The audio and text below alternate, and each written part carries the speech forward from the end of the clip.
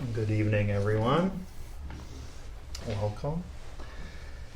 So I have to admit, our recitations keep disappearing.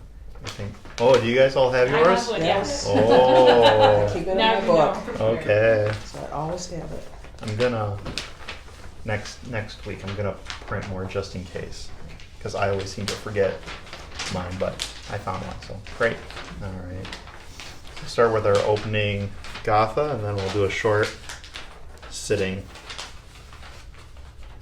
So together we say, Homage to Deji Munsu Sari Bosal, the Bodhisattva of great wisdom, who holds to his heart a scriptural text symbolic of seeing all things as they are, whose intelligence shines forth like the sun, unclouded by the two obscurations, who teaches in 60 ways, with the loving compassion of a parent for his only child, all creatures caught in the prison of samsara, confused in the darkness of their ignorance, overwhelmed by their suffering, Munsu Bosal, whose thunder-like proclamation of Dharma arouses us from the stupor of our afflictions and frees us from the iron chains of our karma, who wields the sword of wisdom that cuts down the roots of suffering wherever they appear, clearing away the darkness of ignorance, whose princely body is adorned with the 112 marks of a Buddha,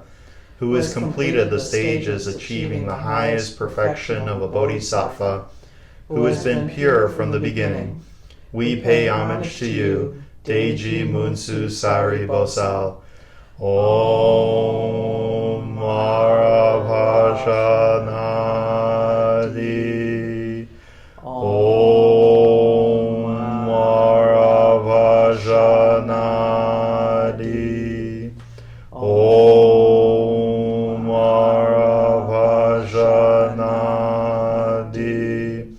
With the brilliance of your wisdom, O compassionate one, illuminate the darkness enclosing our minds, enlighten our intelligence and wisdom, so that we may gain insight into the Buddha's words and the texts that explain them.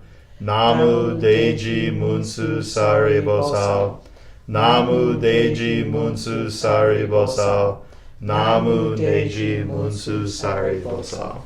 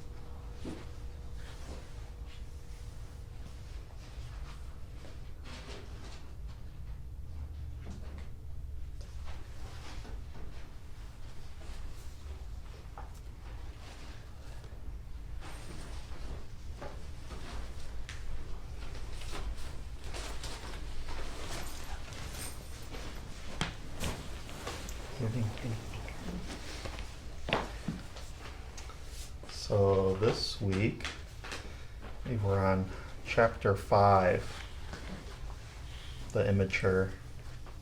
This is the chapter you're looking more forward to, right, Shingo? Yes. Me too. Let's start with a reading of the chapter, and then we'll have our discussion. So this is chapter 5, the Immature. Long is the night to those who are awake. Long is the road to those who are weary. Long is the cycle of birth and death to those who know not the Dharma. If you find no one to support you on the spiritual path, walk alone. There is no companionship with the immature. They think, these children are mine, this wealth is mine. They cannot even call themselves their own, much less their children or wealth. The immature who know they are immature have a little wisdom, but the immature who look on themselves as wise are utterly foolish. They cannot understand the Dharma, even if they spend their whole life with the wise. How can the spoon know the taste of soup?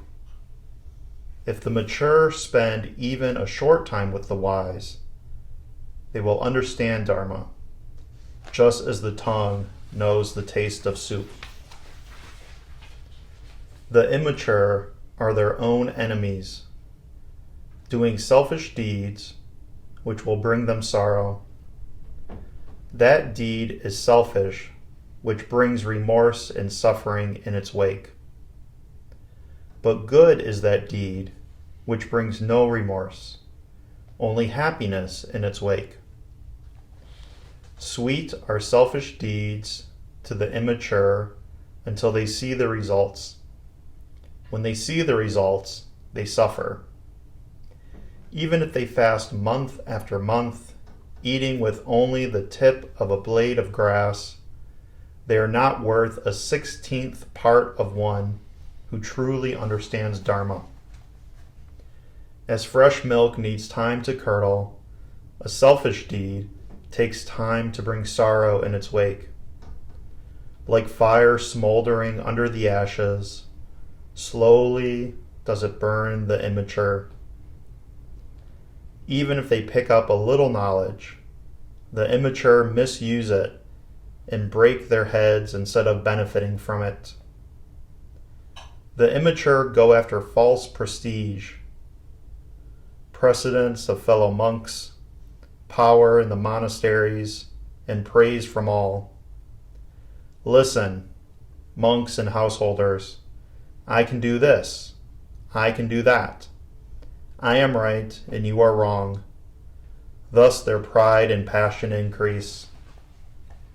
Choose the path that leads to nirvana. Avoid the road to profit and pleasure. Remember this always, O disciples of the Buddha, and strive always for wisdom.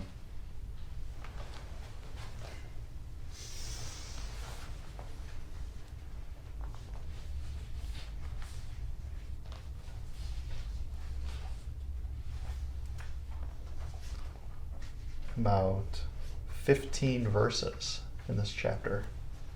Quite a lot to work with.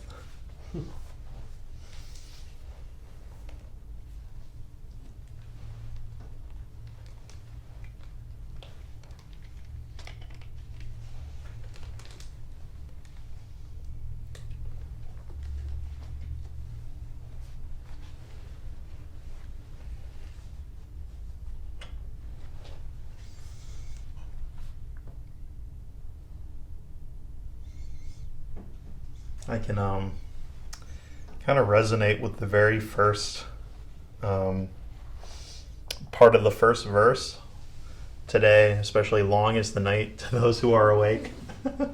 With the winds last night and yesterday, I played, it was my third day playing tennis this week, and my legs were so sore, I couldn't sleep at all. It was a long night. I know.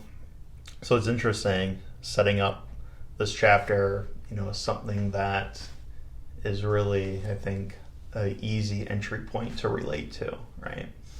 I'm sure all of us have had sleepless nights, and it seems like it's longer than most other nights, right?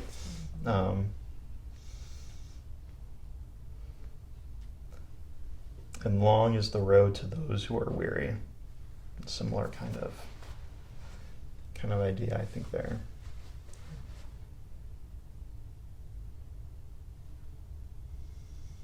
I think that the first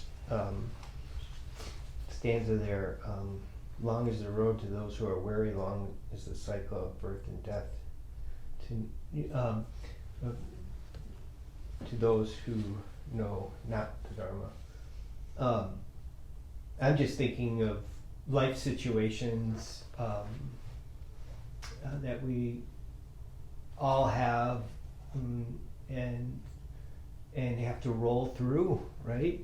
And and depending on what that is, some situations are much longer than other situations, whether it's in your family or friendships or in whatever relationship that is. Sometimes those roads are very long, and it can be very something that it's tiring, it's exhausting, and which leads into the long is the cycle of birth and death, because at least I know, speaking for myself, when in that the Dharma, even though it's something that try to be very mindful of and all that, but the weight of the given situation can give rise to that cycle, that you're in. So I just think that it's just a very strong statement when you think, when you're able to sit and think about, wow, I've been through, and not all things are quick to end. Yeah. Right. Yeah. I'm also curious about this verse here. Like, the Dhammapada opens with the twin verses, right, which set this contrast, or this kind of, I want to say maybe like duality, right, of opposites. This chapter and some of the others have not taken that same kind of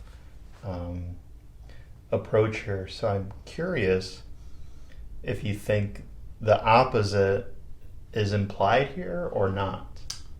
Well, when I read this like almost every day and struggled trying to understand what exactly it meant by immature and what exactly it meant by wise, because if you look at the titles of the immature and the wise, you would think those are indeed polar opposites, and I think they probably are in this context, but it also talks about the immature who know they are immature have a little wisdom. So they're kind of on the spectrum towards the wise. And then you have, if the mature spend even a short time with the wise, they understand the Dharma. So they're further along on the spectrum. So what that means is that the immature are people who are completely clueless, who are completely immersed in their illusion of and their ego, and don't have no really any spiritual life, if you will. I don't think it means chronological age, obviously, because most people, when they think of immature, they think of children, and I think it's more like they're spiritual children. One of the concepts that I would run across periodically is the concept of a young soul and an old soul. And I know we don't really buy into the whole soul thing, so you can make of that what you will, but it's kind of like the younger souls tend to be more frivolous and just more worldly, more into, pleasure and, emotions and, all, without really understanding what any of it means, or, how they affect, how they are affecting anyone around them. And so when it talks about, the immature who know they are immature have a little wisdom, meaning, okay, maybe they're starting to get a clue that, maybe what they're doing is not working for them, or maybe, that they, the effects that they're having on other people are not desirable. And then the mature, I think reached a point where they're willing to at least walk on the spiritual path, strive to, make their lives better, make their, have more control over themselves, to help people rather than, hurt people, and are able to see that much more immediately than, the immature. And then the wise, to me, are people who are very well on the path, maybe even to the point of enlightenment, and are, when I think of the wise, I think of somebody like Buddha, who was truly, at that place where, he was able to be in enlightenment, still be, present in body, teaching other people. So being in the presence of somebody like the Buddha, if you were mature, you could, understand the Dharma, because, you were at that point, spiritually, where you were able to absorb that information and take it, inside and, start working with it. So that's kind of what this meant with me, is it's more of a spectrum and not, necessarily black and white, or like total opposites. Like gradients, Mm-hmm. or like kind of like a progression. Right. Mm. Did you read the introduction, young Bull? Mm-hmm. Okay, yeah. Yeah.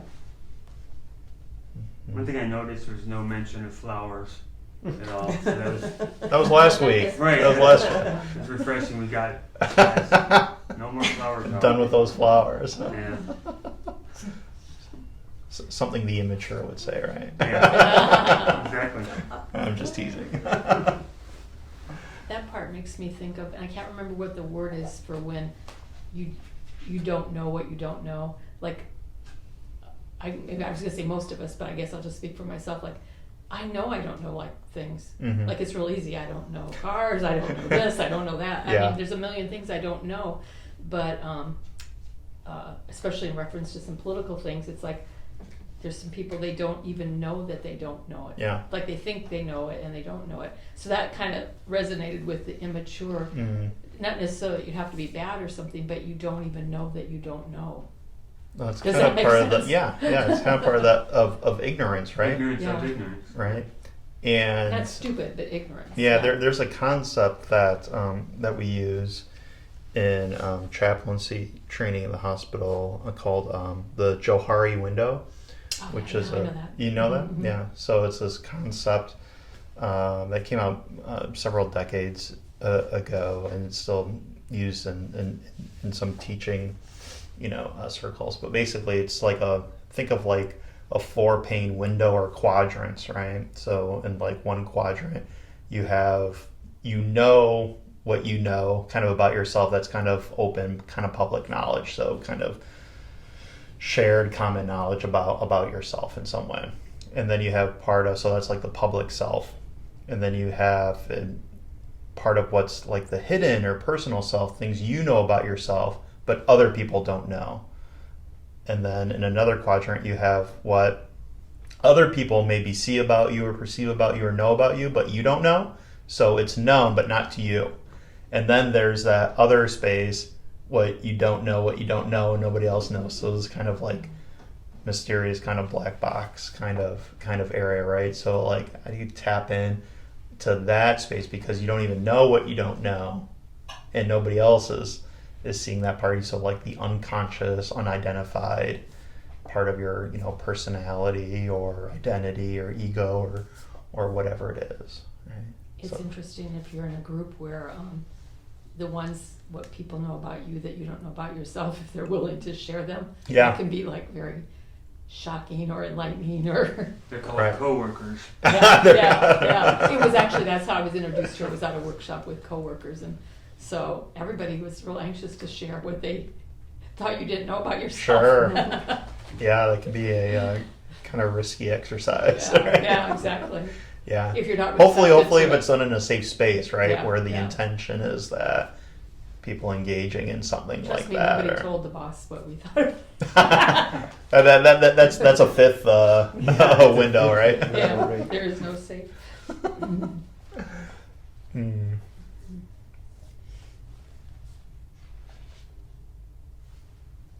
I was fascinated too about this thing of like, I mean, I'm not real materialistic, so it's not so much like wealth is mine, but for most of my life, I've been pretty possessive about my children. But I'm getting less and less so now. And even grandchildren, but it's like, when that realization hits you that they're gonna have this whole life without you, at some point. Mhm. Yeah. I'm dealing with that now. Yeah. Like my daughter's looking at colleges and she wants to go away to school out of state. I'm like, no. You know? And like, it's becoming reality. Yeah, it's interesting how our own identities and sense of value and meaning, get wrapped into other people too, right? And of course, that bond and that relationship is, very, very strong, intense. I can't speak like that because I don't have kids, but some of you do. So Yeah, you think of like in healthcare, looking, and I'm sure we all that work in this have seen this, where like family members that are so devoted to caring Mhm. for their sick loved one, Mhm. So much a part of their life, and then when they pass away, it's Yeah. like there's just this void. They don't know what to They don't know do what to because do. Yeah. yeah, Mhm. yeah, sure, yeah. I always hear also like some doctors and nurses even saying like these are my patients, and I'm always like when I hear that I always like kind of pause. I was like, they're not yours, Right. like, but it's always an interesting kind of. Yeah. You usually don't say Yeah. anything, but even like how that subtle mentality like just sneaks into kind of common language and kind of common mentality in a really like unaware kind of way, right? Where we start claiming kind of possession to a degree, and even something like that, right? If you have something under your charge or under your ward, then it suddenly becomes like your project, right? Or something I was gonna say, like at least that, with right? the patients, it makes more sense than in corporate America. That's my file. It's, See, I could kind of see like the We thing were over very the possession possessive. over the file or Yeah, the we- project, yeah, but over we- like in healthcare, I found it weird because like this is another person. Like, yeah, I guess I'm seeing it more that at least But I it's think like it's like a your more favorite patient. worthy connection is how Mm. I'm seeing that versus this is a bunch of paper. Yeah. yeah, that's an interesting point. Yeah. I noticed a lot of the earlier verses are kind of like rife with analogies and whatnot, and then it's not to the last one. It's more about instruction. It kind of diverges and said, so when I first read it the first time, I'm like, well, even if I didn't understand any of that, what really stuck with me was the last verse. The last verse. It kind of, and it doesn't even necessarily sum it up because it's not really, in summary, and it's not really like that. It's just it kind of, it's a different thing, Where Yeah. it says choose the path that leads to nirvana, remember this, and strive for wisdom. Yeah. Maybe it does go with it, but it seems to be kind of different. Mm-hmm. I was kind of struck by the first instruction in this chapter. Did that stick out Yeah. to anybody? Which one? Verse 61 is the first instruction. Oh, sorry. Yeah. Yeah. Mm-hmm. Hard, Yeah, it definitely hard to did. do. Oh, walk alone. Yeah. Mm-hmm. That's kind of what led me to my whole thought of what is the immature? It's like, well, if there's no companionship with the immature, then what does that mean exactly? That, you know, you have to kick them out of the house or can't talk to them, or, you know, what does that mean exactly? Mhm.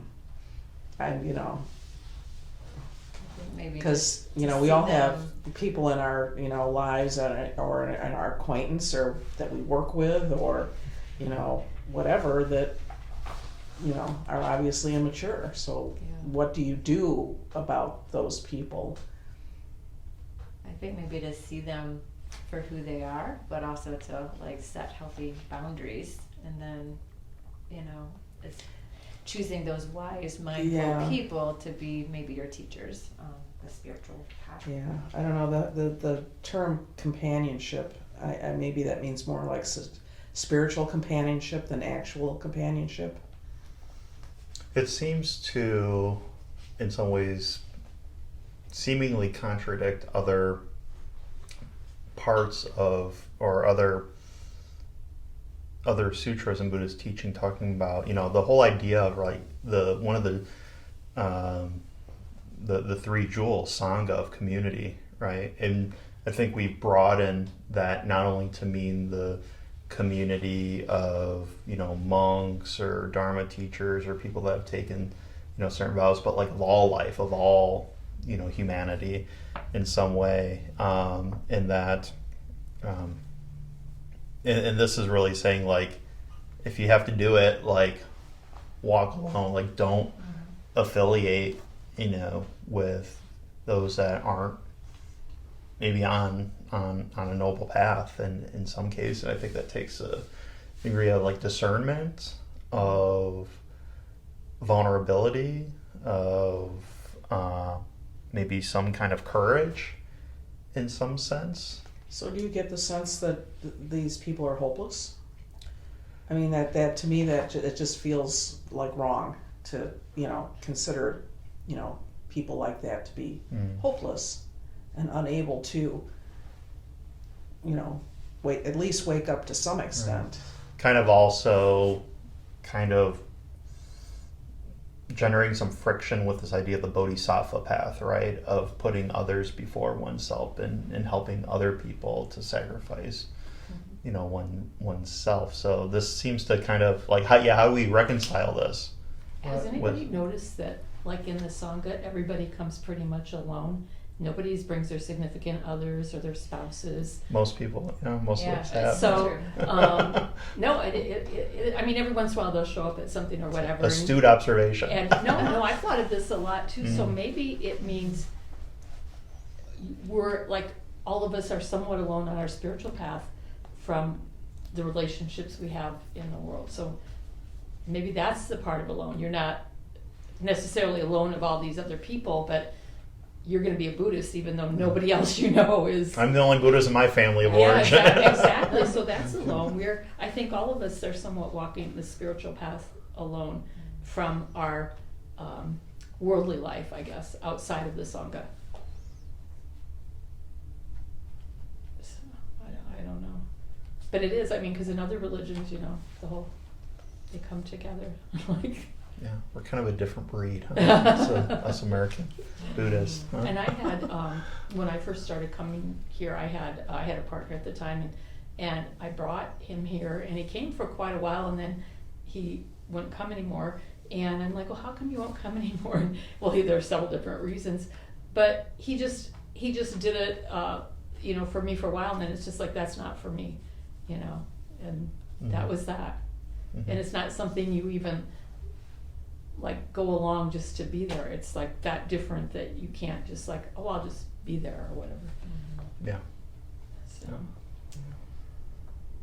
Yeah, So it's it a also good reminds me of, this verse reminds me of the Buddha's path. Yeah. You know, he ended up walking alone.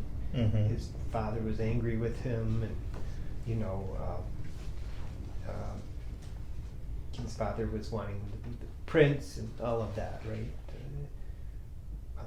So I was interested to see, you know, just kind of like, oh yeah, it's kind of like. Not even that part of his story too, right? But he went and studied with several teachers, left all of his teachers, went off into the forest, had a small group of other, you know, ascetic friends, left them, and had his awakening experience by himself. Mm-hmm. Oh, right. One of the things I have never cared for about the Buddha was he left his child, and which that kind of goes with the other part of the verse there. But Spoiler alert, they were reunited. yeah, I don't no, think I he know. was I the mean, he same, left though. his wife. I know, That's and his different all mother of a came sudden, in and did you know? stuff too. But I mean, when you think of it, it's like, to me, it's like if you went that far and we abandoned our children, but we're at such a different time and place. I know. And I think like in Hinduism, in the Indian culture, it's not commonplace, but for these like elevated beings, they leave and they take sannyas, it's called, and you know they have their time as a householder with their family, and then they move on to seek that like higher spiritual self. It'd be hard to also kind of look at, State of say- Michigan wasn't like that. no, right? Yeah, you get Child Protective Services and Yeah, right. everything, right? You know, call Bapu to do assessment. You know. I know, it's just interesting where, like, trying to reconcile the life we're in with some of this. Yeah, and I think the the time and the culture matter too, right? Looking at this through the lens that we have now, being in the 21st century, and like how we also like fit in or understand the narrative as we understand it as it was transmitted and passed down, and thinking like, yeah, that'd be really like who can do that, to leave their family and little baby. We even named his kid. Yeah. Do you know the Buddhist? I'm not calling it. Rahula. Oh yeah. Obstacle. Rahula. Or Rahula, fetter. Yeah, Rahula. Basically, you have a kid and like call him like, I don't know, like ball and chain or something. But then his father. Speed bump. Speed bump. But his father was so, like, it's ironic too, because his father so was attached to him, but then he. Yeah. Yeah. And also, that, he saw that, this wheel of samsara, this endless cycle of suffering and death and pain, and really left on his mission to find the answer of how to resolve that. Right? So, yeah. I mean, if he didn't, go on to become a Buddha and, start the Sangha and teach. And Yeah, but you wonder, did he have any like, oh, I'm sad to leave, but I have to do it. yeah, right? Yeah. So was the Buddha the first one really to wake up, to be enlightened? I mean, did he? So if other people did it, other people were awake, why didn't he just seek out that person? If that person completely transcended suffering and ignorance, then why didn't the Buddha just say, hey, you've already found the way? I think by at least the accounts in the tradition and Buddhist cosmology, he's not the first Buddha or person to awaken. That it's actually, I think, if I remember, the 28th Buddha of some records, and goes back and things like that. But of actually this still era or epoch of human history and time, Siddhartha or Shakyamuni is the Buddha of this period. So there are Buddhas previous, and there's a list of them. You can we can find this list of the previous names of the Buddhas before Shakyamuni, but he's the one for this time period. Dispensation. Yeah. So, in other words, he wasn't all that revolutionary in what he discovered. If other people discovered more or less the same thing on their own, I mean, Yeah, I know. I It's really an wanna get in the interesting. time machine and go back. I really want to get in the time machine. Yeah. I Yeah. wouldn't go to Jesus' day. I'd go to Buddha's day and be like, I think he probably was the first to codify the path, how other people could do Teach. it. Yeah. Yeah, that's what because think too. I would imagine probably other people who had attained Buddhahood didn't really teach other than maybe their own personal disciples, But the Buddha's mission was to teach everybody. You know, he came to the conclusion that everybody could do what he did. Yeah. You know, given, you know, enough effort and, you know, Yeah. direction, which is what he taught. And he even hesitated teaching. He doubted if anybody would be able to understand his message and his experience, and he hesitated before teaching and had doubts about that. So maybe in our next study group we can look at the life of the Buddha and get into some really interesting you know, there's a lot of good literature around that. But yeah, it kind of, you know, there's a wealth of things to understand and insight around that story too, right? So yeah, we just have to add it to our list of things to investigate here, right? Well, I mean, what I don't understand is, to me, it sounds like not only was he so dedicated to find the truth and the way to transcend suffering, but he seemed desperate enough to leave his family and the palace and all the spoiled stuff that he had. Right. You don't leave all that stuff unless you're just, you know, hell bent on, Driven. you know, just like it was like a need or a hunger within him that nothing else was going to satisfy. But yet, for him to know or to not know that other people had found a way, that part's hard to understand. You know how. Yeah, it makes me think like if we knew somebody that were to do what he did, how we might perceive them and label them now, right? If somebody did that, we'd probably tell them they were crazy, right? And but to like renounce everything like that, even in that time, you know, in his family and culture defied, you know, everything he was supposed to do at that time.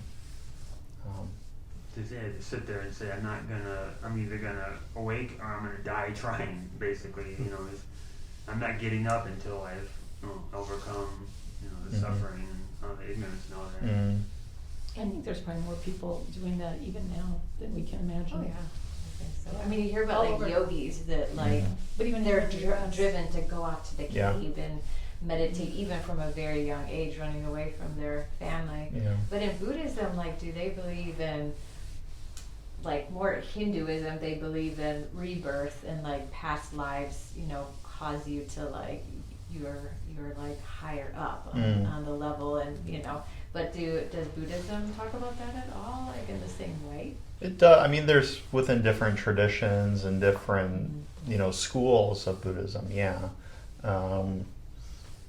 In, you know, our Zen school and the kind of more eclectic kind of style of teaching and sources we draw on, we don't talk as much about that and frame it and understand it more in terms of rebirth rather than reincarnation, of, you know, this idea of transmigration between lives, but rather apply, you know, those concepts to this human life and kind of how reborn kind of into more of a idea of mental realms or mental states rather than like physical, literal stages. But there are, you know, different Buddhist schools and traditions that interpret that differently and take a different approach and talk about it more probably like in terms like that. Yeah. If that makes sense. Well, the Bardo prayer that we use here, one of the line, well, I like all the lines, but one of the lines I really like is towards the end when it says something like, "May you choose your next life to benefit yourself and others," which kind of suggests that you're going to try better the next time. Or we should probably get back to the Dhammapada. No, that's it's. I know it is really hard when you think of like this is the only class I've taken like this. Oh, okay. Because everything Yeah. else you're just kind of taking in from all Yeah. the stuff that's coming at you and trying to like meld it. And your readings, of course, we all read a lot. We're a little bit of a melting pot of a hodgepodge of different Buddhist ideas We really are. and concepts. So but in that way, I mean, it can kind of muddy the waters and make things a little more confusing too. So You kind of take, all the things that we have in the liturgy that we use and the teachings we pull from. So I don't know what else much to say about it right now. I think we won't resolve that here, but you bring up good points. I mean, it is hard to figure out this chant or this gath or this prayer is using this kind of language, and then on the other hand we have other texts that seem to really how do these jive? So You know? imagine trying to pin it down. That's You why want I go get months to of you want to studies pin every it day down, for and your you whole want to life. have the answer, right? Yeah. And if I do it, and then I'll know. But that's not how it is. No, I know. I don't even. So that's not what I try to do. why the hodgepodge is confusing. Right, it's confusing. It's not. You can't pin this down. Nobody knows. We can't. We're going to experience it, but we can't pin it down. Not like we are now. So, there's advantages to having the different things we draw from, because whatever resonates with you, good. Yes. Take that and dive into that. Even when you do that, though, you're not going to be able to pin it down, because all of those questions will surface. Yeah. It's just our mind. It's just how it works, right? So, yeah. Thinking even though we draw from a lot of different sources and traditions that maybe don't necessarily always kind of, fit together in a nice, neat kind of way. It's like our Bodhisattva prayer that we end the Sunday service with, that I think I mentioned in one of the preceding weeks, about this idea of Dharma gates, right? That there's numberless Dharma gates or entry points into the practice. So like Bapu said, the things that resonate with you or connect because of your conditioning, you can use those, and the things that are confusing or challenging, we'll use those too, right? There's so much, even, myself as a monk, which doesn't really mean much. There's a plethora of Buddhist stuff is totally confusing, and I have no idea about. I'm still trying to figure it out, right? So, but in a way, it's not really about figuring it out. It's about practicing, and over time and experience, and as I change, as you change, different things may then kind of open up in different ways. So say the things that don't make sense, just continue to sit with them and revisit them. But yeah, part of the struggle is the path too. A little while ago, I went to visit in Ann Arbor. I can't remember her name, but Haju? Haju. She asked me, "How's your Wado going? How's your Zen question going?" And I still am on the same Zen question for all those years, and she is too. One of her original questions, still on it, all of these years later, because she says, "I always like the Zen koan or kind of Wado, yeah. And she's because I always come up with another answer, right? And that comes from the experiences that we have as we mature and grow, and the insights and all of it, right? So again, it's kind of. Have you all heard of this idea of the Zen Huadu or koan? Koan, So is it the same as a koan? it's kind of in the same category, but basically like a question or riddle that maybe a teacher would give you to meditate on. So some common ones like I have who knows. who knows. And so that's like kind of your mantra that you just sort of like, what am I? Who am I? What was my mother's face before she was born, and what is this? And these really like One hand clapping. right. The So dog of Buddha nature. Yeah, right. So these questions that you're not really seeking to get to a logical, rational answer. It's not something that the mind can, look up and find the answer, but a question that becomes part of for most cases a long-term practice. You might have one quadu for your entire life. Right. And she does.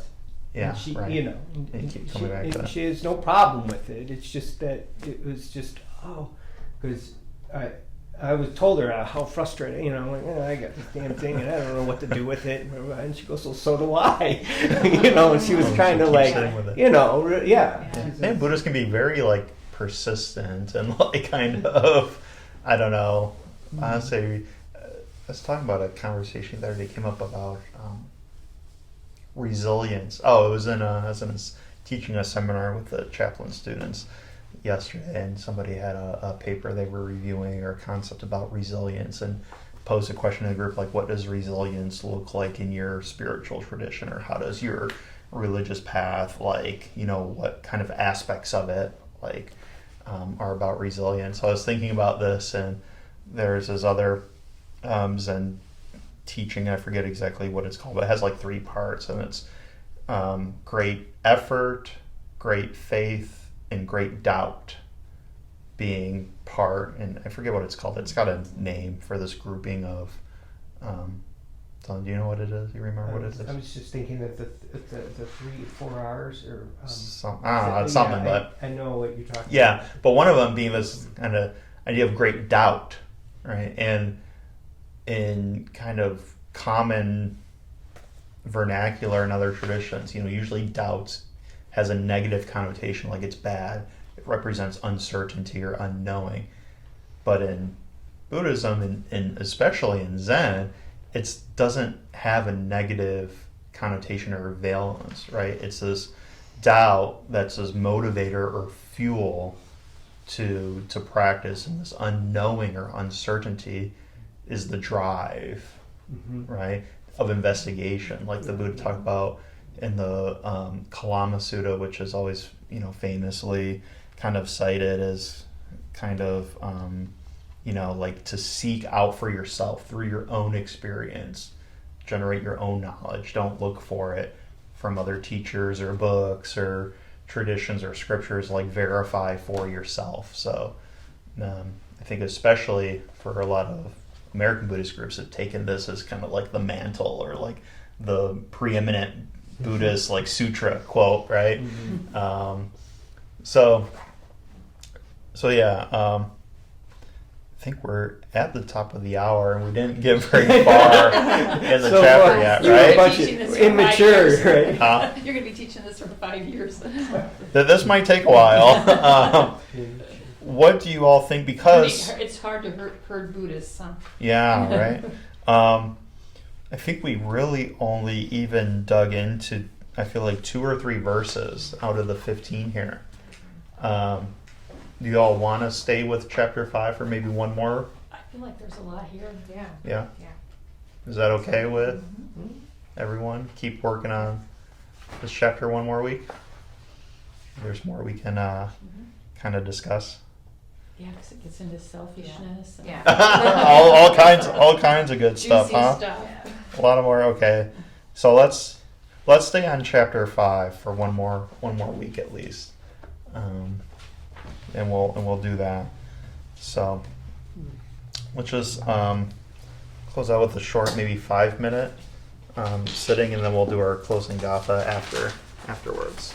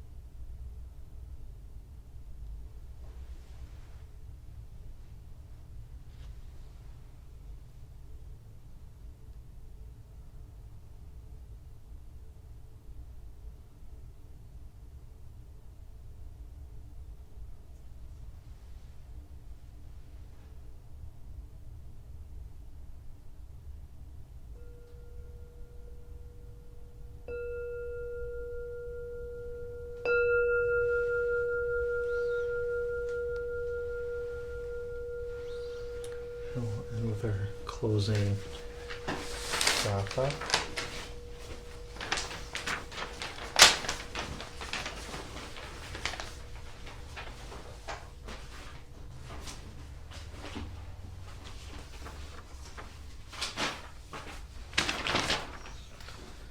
The Dharma, incomparably profound and minutely subtle, is rarely encountered, even in hundreds of thousands of millions of kalpas.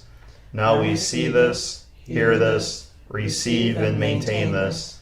May we completely realize the Buddha's true teaching, and may the merit of our practice, our study, and our efforts penetrate into each thing in all places, so that we and every sentient being together may realize the Buddha way.